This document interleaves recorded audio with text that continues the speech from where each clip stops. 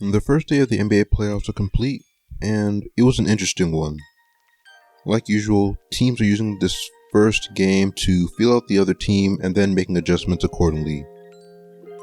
The first game of the day was the Magic against the Cavaliers, and it was just about how most people expected it to be.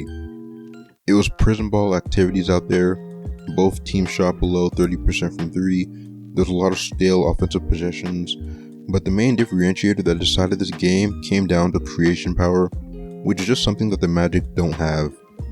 They're starting Suggs at point guard, but it's mainly because they have to, since they don't really have anyone they can reliably start at the 1 while he plays the 2 instead. A lot of the ball handling duties go to Franz Wagner and Paolo, and it's kind of at a point where it's too excessive to where it just isn't an efficient form of offense.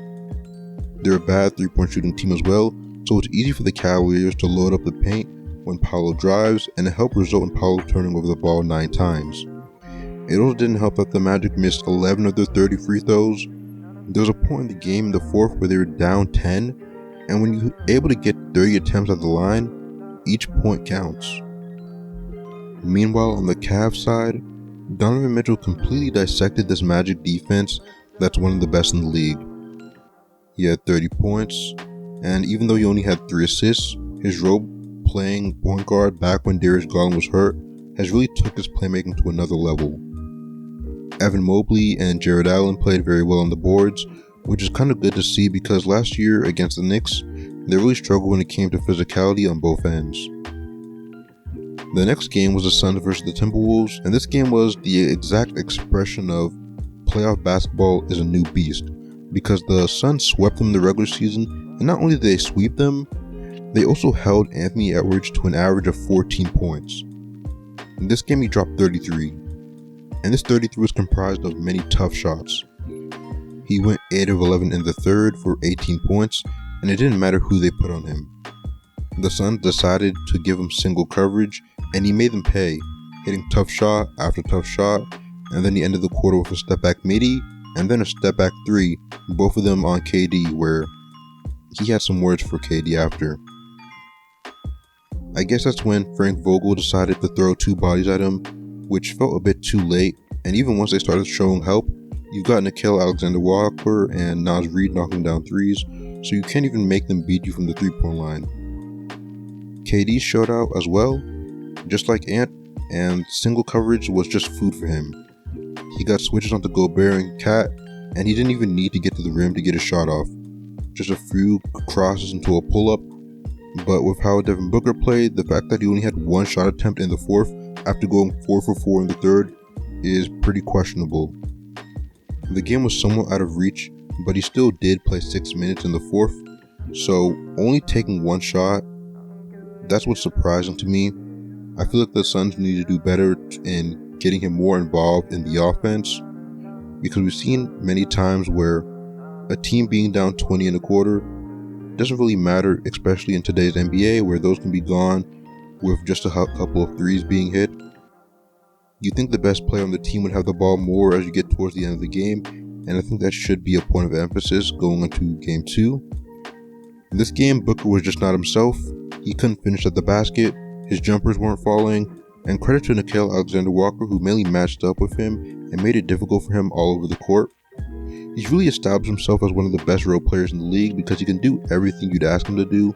He'll hit spot up threes and defend very well, and that's all you can really ask for.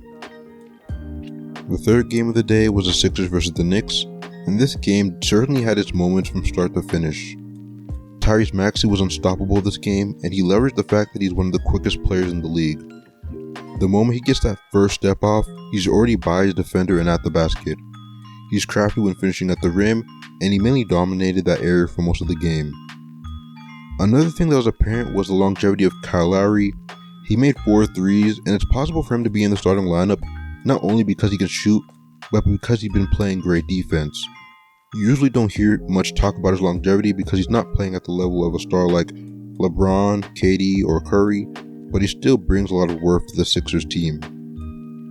Embiid finished with 29 points on 36% shooting, but without looking at the numbers and mainly using the eye test, he was extremely impactful this game.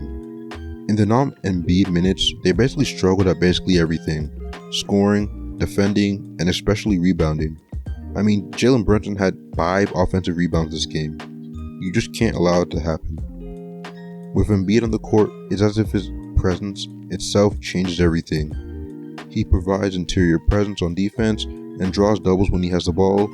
And what I've seen this season with him being coached by Nick Nurse is his improvement as a passer, which I believe would be extremely important for him come postseason. When his shot isn't falling and he's not getting the calls he usually does, he needs to be able to make key reads, especially with the amount of bodies teams send at him at the moment he posts up. In this game, it was very easy to tell that he isn't healthy. In the second quarter, he had one of the craziest dunks I've ever seen, where he did a step through, threw it off the backboard, and then slammed it down on OG Anunoby. He got injured though when he came down on his left leg, and I honestly thought that he would be out for the series at that point, so to see him back on the court in the second half really surprised me. Even in the second half, it was obvious he was trying not to put any more pressure on his knees since he wasn't jumping to contest shots and was very slow getting back, and it really is unfortunate how his career has been plagued by injuries.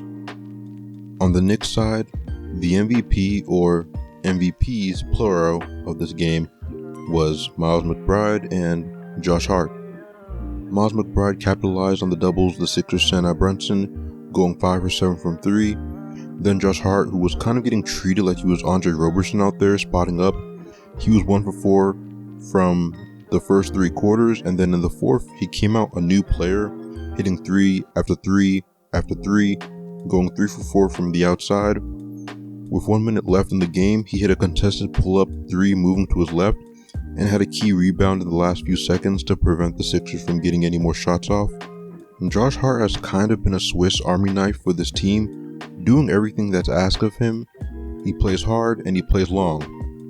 If you know Tom Thibodeau, you know that he loves these type of players and will keep them on the court for as long as possible. Since the All-Star break, Josh Hart has been playing 40 minutes a game, and he'll go through these games with more energy than guys who played much less. Jalen Brunson struggled this game, and I think Julius Randle's absence is more unfavorable for the Knicks than some people might think. I know how historically bad he's been in the playoffs. That's undeniable. He's been extremely bad. Terrible. But since he's been out, Brunson has had to be the sole creator for this offense. Thankfully, he's had his teammates stepping up on both ends to make things easier for him, but he's getting blitzed the moment he puts the ball down. That's what happened this game. He turned the ball over 5 times, and he wasn't able to get to his spots like he normally does. Yes, Randle hasn't been a good playoff performer, but what he is, though, is another shot creator who demands the attention of other defenders, and without him, they don't really have anyone else that does, so other teams can sit off someone like Josh Hart and make Brunson work extremely hard for his buckets. And the last and most anticipated game of the 4-game slate was the Nuggets and the Lakers game. The theme of this game is keep your momentum or everything will be lost. The Lakers were unable to do that. They came out guns a-blazing, LeBron was taking over, and then we arrived at the non-Jokic minutes. And if you've been watching the Nuggets, you know how bad it is once we reach this point because of how dominant Jokic is when it comes to generating easy shots for himself and his teammates, and they struggle to do so when he's not in. The Lakers then took a 12-point lead with 6 minutes left in the second quarter. But one thing about this Nuggets team is that they can go on a run in the blink of an eye. They let you think that you're building momentum and then go on a run to break your heart. First, there was a 3 from Michael Porter Jr., then another by Reggie Jackson, and then a Jokic steal to a fast break dunk by Aaron Gordon. They ended the quarter on a 14-2 run, and from there, it was basically over for the Lakers. In the third quarter, the Nuggets went on a 25-8 run at the 8-minute mark, and the thing that's so crazy about this game is that Jamal Murray did not play well. He started off terrible and somewhat picked it up in the second half, but it was an overall down game for him. And the thing about last year's playoffs is that he was basically going off each game, and when he does that along with Jokic, they're extremely difficult to stop.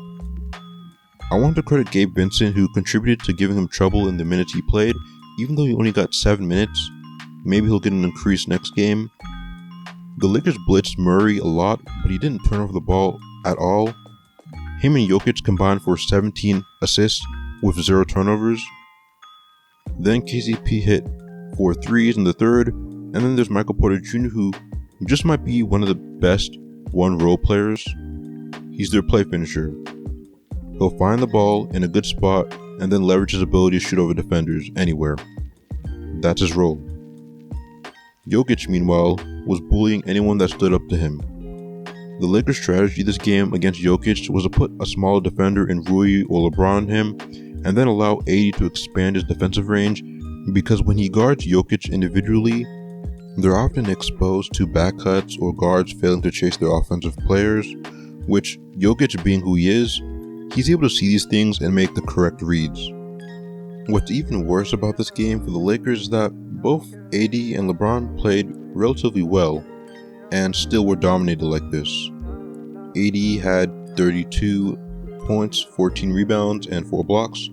LeBron had 27 points, 6 rebounds, 8 assists, though the 7 turnovers he had were pretty bad. What stood out is D'Angelo Russell taking 20 shots. That was even more than LeBron, who took 16. D'Lo was an abysmal 1 for 9 from 3 and shot 6 for 20 from the field. He absolutely could not buy a bucket, and despite this, he still played 41 minutes, which some of those minutes could have gone to Gabe Vincent, who I doubt could have been much worse. And the fourth quarter wasn't anything inspiring from the Lakers either. LeBron played 9 minutes of the fourth and had taken 0 shots by the time there was 2 minutes left, and by then there was really nothing left for them.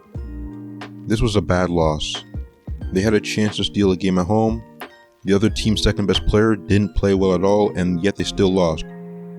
I'm interested in seeing how they go about the next game in regards to D'Lo's minutes, Gabe Vincent's minutes, and how they plan to guard Jokic.